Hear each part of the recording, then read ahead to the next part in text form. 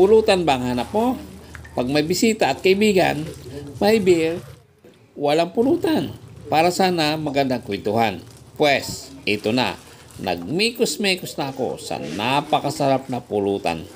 Kung paano ko ginawa, tara, sa kusina. Pagkagaling ko ng palengke, agad ko nang hiniwa ng half inch at hinugasan. Nilagay ko sa bowl, tinimplahan ko na ng mga pampasarap. Toyo, liquid seasoning, vinegar, patis, black pepper at 1/2 cup na Sprite. Minikos-mikos para magsama-sama ang mga rekado. At ibababad natin ng 1 oras. Bago ang lahat, welcome sa ating munting channel.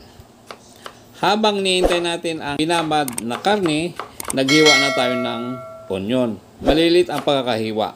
Kulang nga pala ang ginamit ko. Pwede namang puti, wala nga lang ako. Pati rin luya at siling green, hiniwa din natin ng maliliit. At ganoon din ang kamatis. Malilit din ang pagkakahiwa. Sunod natin ang pipino. Binalatan ko na.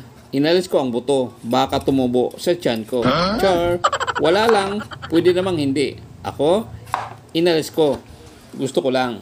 Hiniwa din natin ng maliliit na magbibigay bango at sarap sa ating nilulutong pulutan.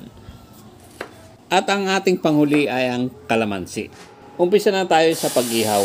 Grill pan nga lang ang ginamit ko. Wala akong ihawan na pang-uling. Galing kay TikTok. Buti na lang hindi ako nabudol. Nilagay ko na ang liempo dahil mainit na ang grill pan.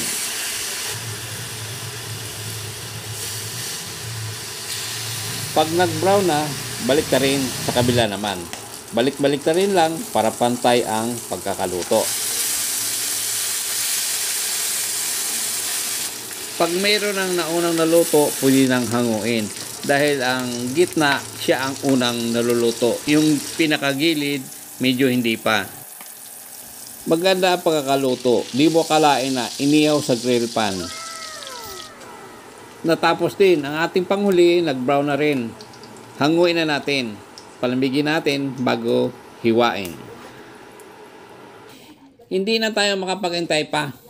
Kahit medyo mainit. Hiniwa na natin. Natatakam na kasi ako eh. Tululawin ako. Agay! Sarap nito. Pagkahiwa, saka natin ilagay sa bowl. Saka natin ilagay ang mga pampalasa, pampagana, para lalong sumarap. Halo-halo, mikos-mikos, para magsama-sama ang mga rekado. Tuloy ang inuman na may pulutan. Hanggang sa muli!